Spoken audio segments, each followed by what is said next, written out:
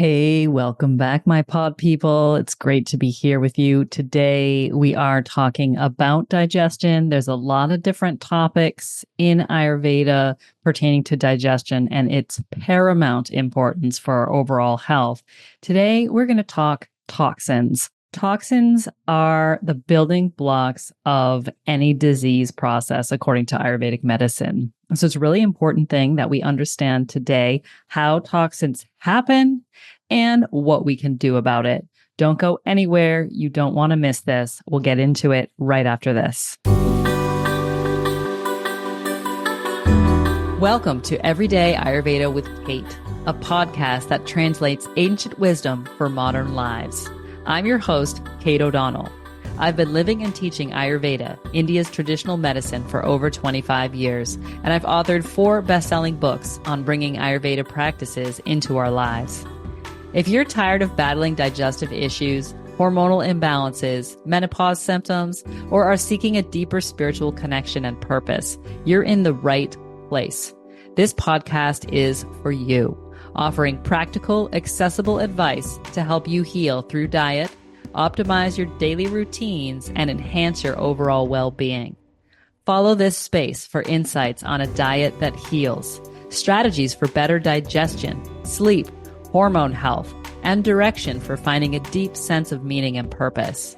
Join me, my pod people, for this empowering journey into self-care and self-discovery. Together, we'll explore how to bring balance and vitality into your everyday life. Let's do this. You have probably heard me say already that Ayurveda believes digestion to be the most important aspect of our health and that all disease processes begin in the gut. So gut health is a fabulously important topic. And what I want to start with today is toxins. The word for toxins is ama, A-M-A. And ama is the root of disease. So ama actually begins as poorly digested food. So your digestion is the key to ensuring that toxins don't get a seat in your body. So I want to describe to you how toxins form in the gut and how they can actually spread outward from the gut into circulation in your body and cause a lot of symptoms like body aches and pains, difficulty in the joints, can make you want to kind of crawl out of your skin, and can ultimately lodge in the tissues and begin to damage your body. And that is when problems start to happen. So according to Ayurveda, if we can keep our digestion optimal and keep things burning, right? Keep the nourishment going into the tissues and the toxins going out through their natural portals, then we don't have to think so much or worry so much about toxins in the body. So your digestion, which we call agni, and agni literally means fire. So your digestive fire is the most important thing in this context. And the great news for you is that I'm going to share with you some of what I have seen in 25 years of practice to be the most important things to think about with our food to ensure that we have good digestion and that toxins aren't making their way into our bodies. So first thing we want to know, what allows food to digest poorly? So this ama is actually an unprocessed metabolic waste. So anytime you kind of, let's say, turn your car on and run your car, right? There's exhaust that comes out the pipe. You have to change the oil and you change the filter. There's all these things that you generally have to do because any metabolic process creates waste. So waste isn't the problem. Waste is actually a natural aspect of the digestion process. We just want to make sure that that which is waste is making its way out, and that which is nutrition is making its way in. So ama being the building block of disease is because when food is broken down by the digestive fire, we get a clean burn with less waste. If the digestive fire is for some reason impaired, and there's very specific conversations we can have about what different kinds of impairment. Some of you might experience acid stomach. Some of you might experience sort of like a brick in the stomach feeling after you eat. Some of you might have a lot of gas and bloating or intermittent diarrhea and constipation. We will get into those topics on this podcast. Before we do, however, I want you to understand this really foundational principle about toxins. So when the digestive fire gets impaired, the poorly digested food stuff kind of left unprocessed sits in your stomach and over time putrefies. It becomes thicker, a little bit kind of sticky, and it's stinky. It might give you bad breath, give you sort of maybe a bad tasting burps after you eat sometimes. So you want to think kind of a putrid mucus, and there is naturally mucus in the stomach to protect the stomach lining from the fire itself, your hydrochloric acids, right? And that's a good thing, but that's different than the poorly digested food that kind of sits there. So you're getting more than you bargained for today with a very graphic conversation about what happens in your stomach that leads to toxins.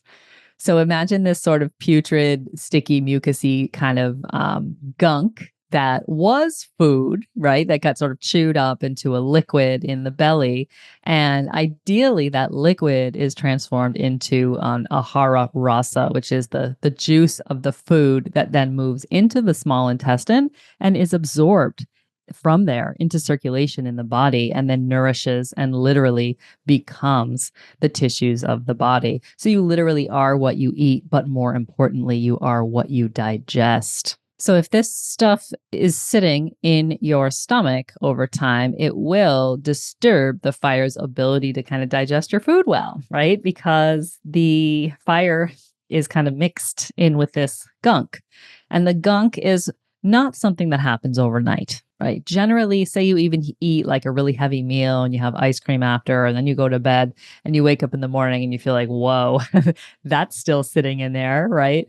If you have that feeling and you sort of move ahead through your day and maybe make some wise choices, maybe have a digestive tea, have some ginger tea, maybe you end up skipping breakfast until you feel like that natural hunger returns in the stomach.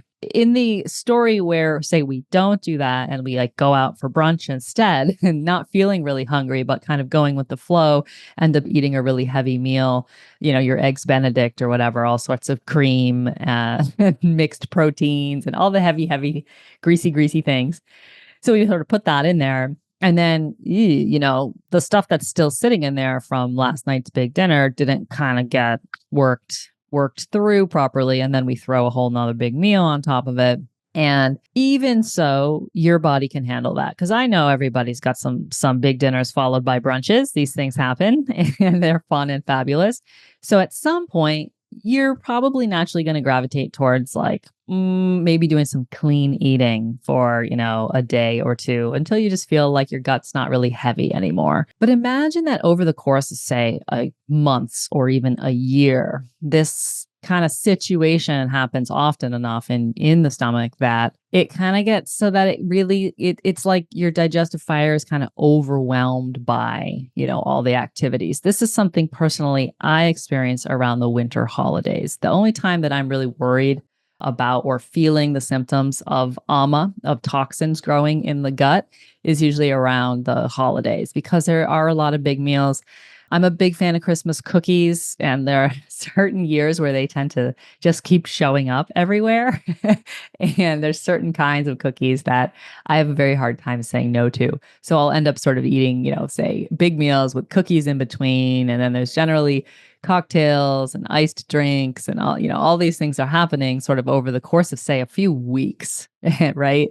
And then I end up feeling kind of junky, which is why I created what I call a New Year's detox, which is a group community program that I run every January, usually around the middle of January, where we do the breakdown of toxins. We'll talk about how we do this today. And if you get this experience around the winter holidays later this year, or whenever you're listening to this, please do consider joining the New Year's detox as a way to turn it around. So if the ama remains in the stomach, so let's say for months or years, right? This kind of like poorly digested food stuff, it's just sitting there and your body just kind of can't quite process it. So the way that Ayurveda describes toxins leading to disorders in the body is that ama, that sort of sticky physical stuff begins to travel from the stomach. It sort of starts moving with the food juice into the small intestine and potentially into circulation from there. So we start to see the toxins. That started out as in their infancy, they were food. Right? They were food that your body just couldn't quite process. And so now it's kind of morphed into this pathological substance. And so it's in circulation in the body at that point. And eventually the sticky substance, it begins to affect the channels that it's moving through. For example, we see, I think, more and more problems with the small intestine these days. And also any channel that carries nutritive fluid or blood can also get some of this ama kind of hanging around there. It can lodge in our organs, or in Ayurveda, there's also a concept of a weak spot called kabaigunya. And it's anywhere in the body where there's a weak spot, which could be genetic. It could be because there was something that happened to you earlier in your life that caused a weak spot in the system. Ama is likely to lodge in that tissue or in the channels that feed that tissue or remove waste from that tissue. And this is where it starts to be a problem, right? So I want to kind of circle backwards from there to the really more practical aspects rather than scary stuff about how we get sick. I really want to talk about, so what are the causes of ama? What are the things that happen in our day-to-day life, our day-to-day diet that can lead to creating the ideal circumstances for undigested or unassimilated food to start hanging around? So one of those causes is too much cold food and drink, because fire is hot and the digestive process requires heat. So if we are throwing cold things down there too often, that can start to inhibit good digestion. So the name of the game in Ayurvedic health is to promote good digestion, right? So we're talking about just purely the digestion of the stomach, right? What goes in your mouth and what happens next. So too much cold food and drink does not promote good digestion. It actually impairs it. Imagine you're trying to build a campfire and you throw an ice drink on it, right? It doesn't help. So in general, the recommendations in Ayurveda around food, drinking with food is kind of not to have a huge amount of liquids along with the meal, but to have a small amount, let's say maybe like 6 ounces, give or take. And for that thing to be warm is ideal. So if we're in the habit of taking cold water, so if you go to the restaurant and they bring you iced water, you can send it back. You can ask them for water without ice. You could even ask them for a hot water, right? Which once you get used to asking for it, it doesn't feel weird anymore. And you'll notice I didn't say no cold food and drink. I said too much cold food and drink can begin to impair the digestion. And that's to say that, yes, of course, your body can handle some amount of the fun stuff, right? You want some ice cream sometimes. You want to have a cocktail with ice in it with your food. Sure. But if this is a habit that is happening more often than not, that's when we're going to start to potentially see impairment of the digestive fire, which is the breeding ground for toxins. Your digestive fire wants nothing more than to burn, process, and remove toxins from your body. Another one, and you can imagine how this might happen, overeating is a cause of impaired digestion. So eating too much at one time, that's a great recipe for sort of ending up with undigested food in your belly. It's just more than the fire can handle. So a lot of people, they ask, Kate, how much is the right amount of food? And that is such a personal question. That's very much an individual thing. I'm kind of a small person, right? There are people who are a foot taller than me, weigh, 60 to 75 pounds more than me. So of course, that person's amount of food at a meal might be different than mine. So that's about sort of listening to the feeling in the belly and stopping before you feel stuffed. And that's a practice that will take some time, but stopping before you feel stuffed is definitely something I recommend working on if you are in the habit of getting stuffed, right?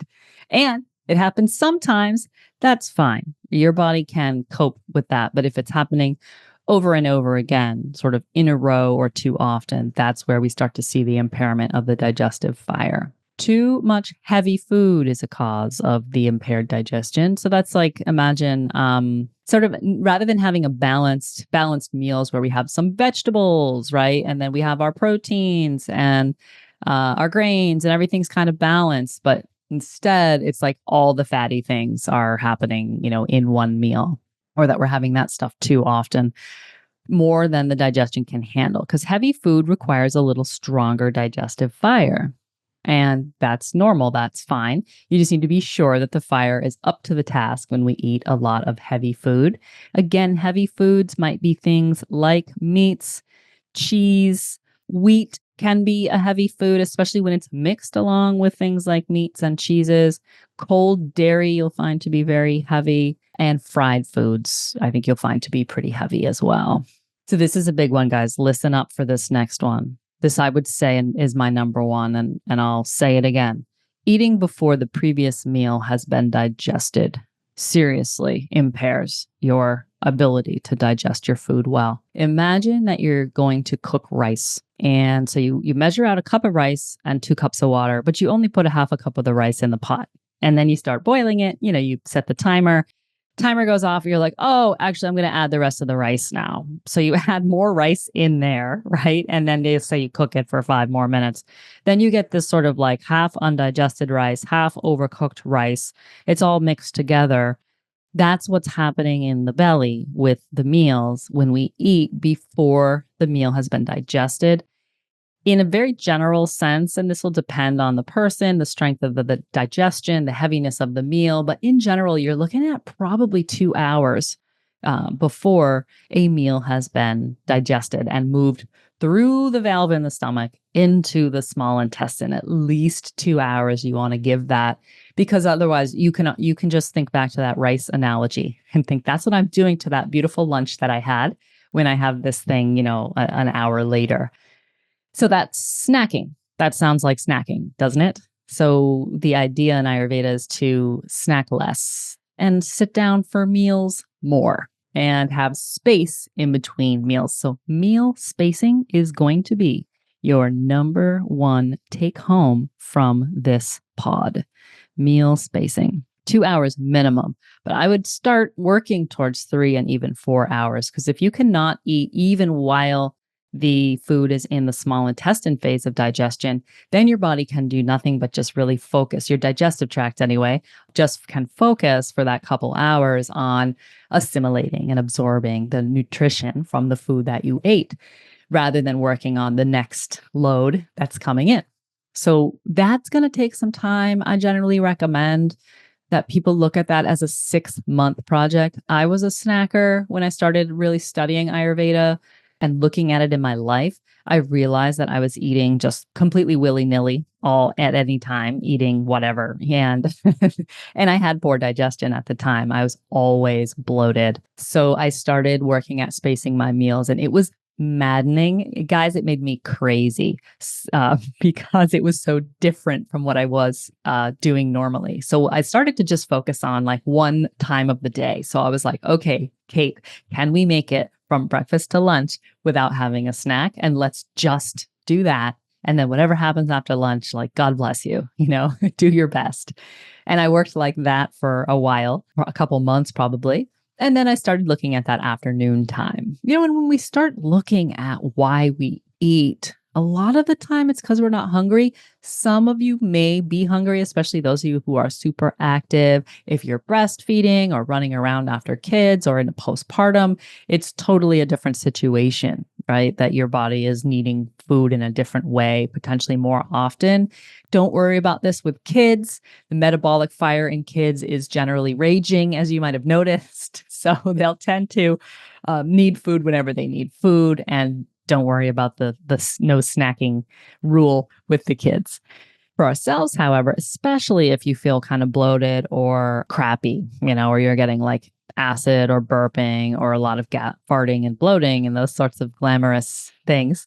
If you're getting a lot of that, I would look to the meal spacing to try to improve your digestive experience.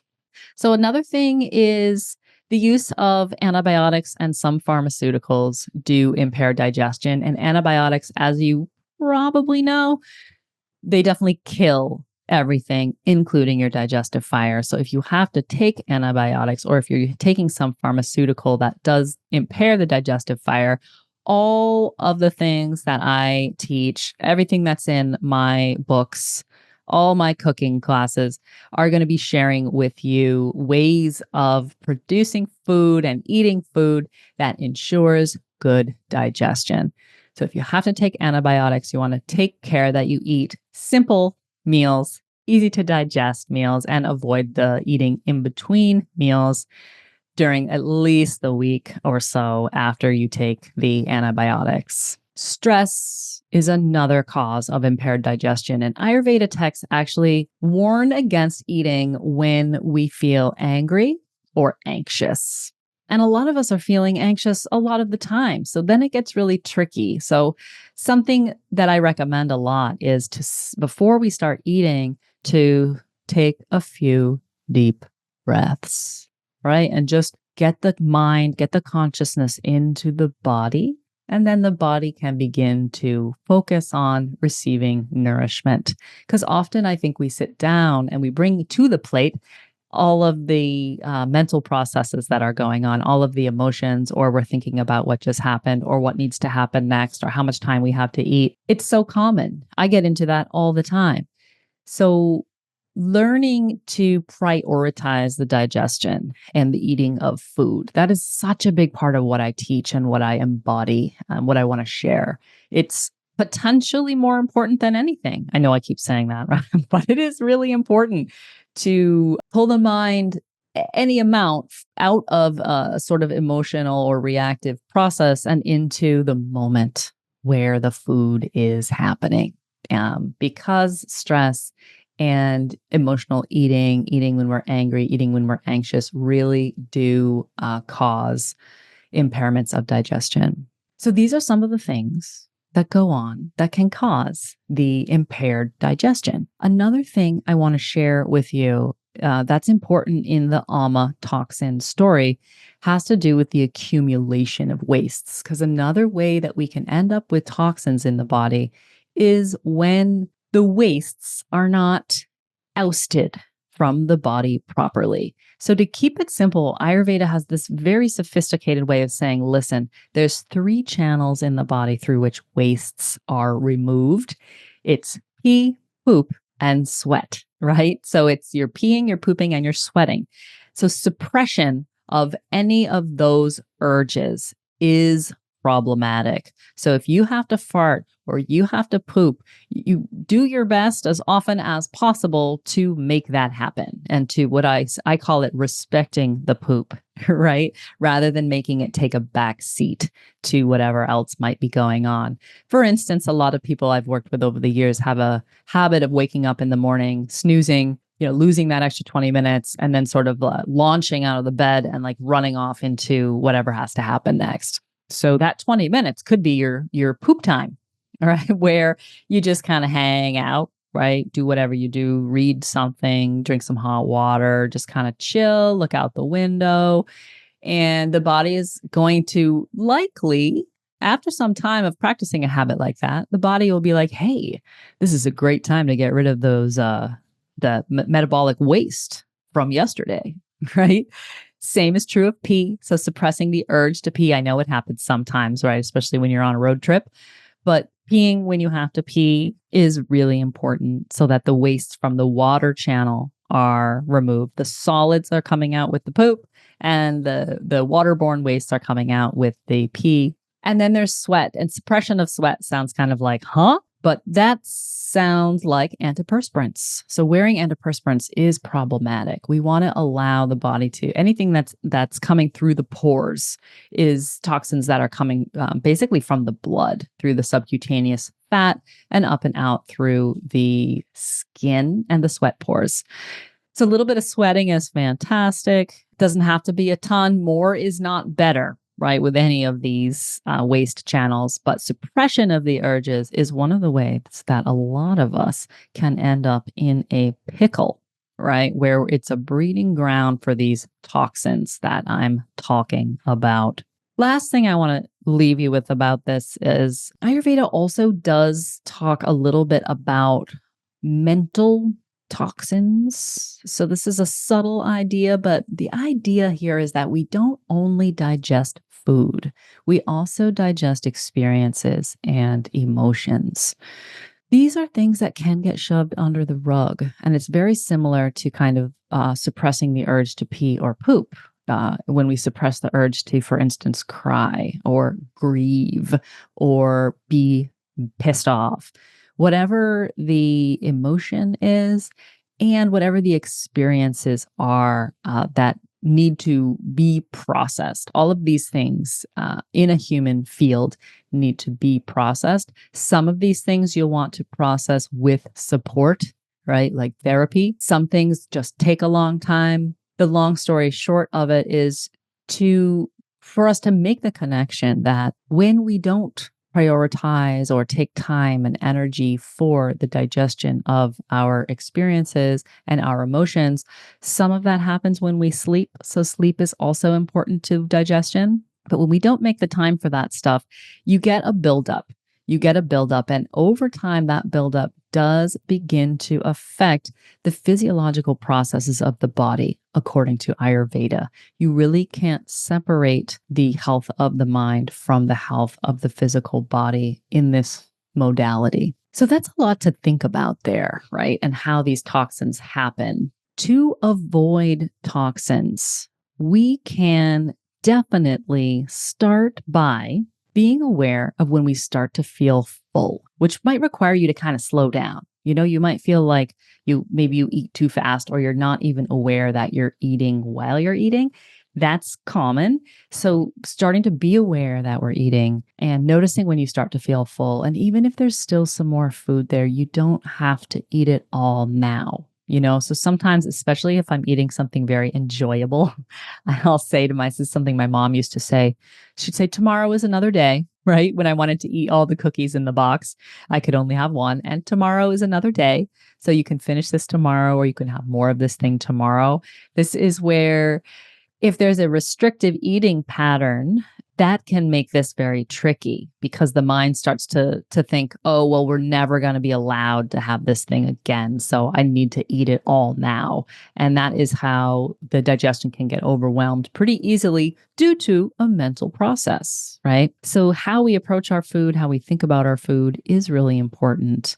And learning to stop before you're stuffed, right? And again, sometimes if you're just having a great time and you just want to be stuffed, sometimes you can get away with it. Let's say like maybe once a week. For some people, it might be less than that, every other week or once a month, but not every day. Certainly not something we want to do every day.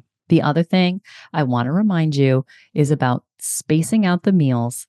So we're trying to have our next food once the previous meal has been completely digested. So you want to wait until you feel hungry for sure. And the last thing is potentially try taking a couple moments of mindfulness before starting to eat. And that simply just brings the consciousness to the moment of eating, away from everything else that, comes to the table with you when you sit down to eat. And notice I say sit down to eat because those who eat standing, death looks over their shoulder, right? So you can think about that saying when you find yourself standing up and eating. So the best case scenario is that we kind of train ourselves to sit down and make it a meal. Even if it's not the ideal meal, you still want to sit down and eat it. And sitting down when you eat allows your digestive organs to rest and kind of spread out and focus on the creation of ahara rasa, which is that excellent juice of the food. that happens when the food that you eat is chewed, mixed with saliva, and then moves down into the stomach and is mixed with the stomach acids and the moisture in the stomach, a little bit of fire from the stomach acids. All this comes together to make this wonderful digested juice that then passes into the small intestine, is absorbed from there, and nourishes the body. So much about prioritizing good digestion and ensuring that we don't end up with toxins in the gut. As you can see from our conversation today, so much of that has to do with how we eat, how we approach eating. You'll notice I didn't say anything really about this food is better and this food is not, right? So many of the things we talked about today have to do with how you eat. And you can look forward in future episodes to what can we do to process toxins once they've kind of made their way into existence in the gut, because I've got a lot to say about that. Thanks so much for being here today. I appreciate you, my pod people, and have a great rest of the day.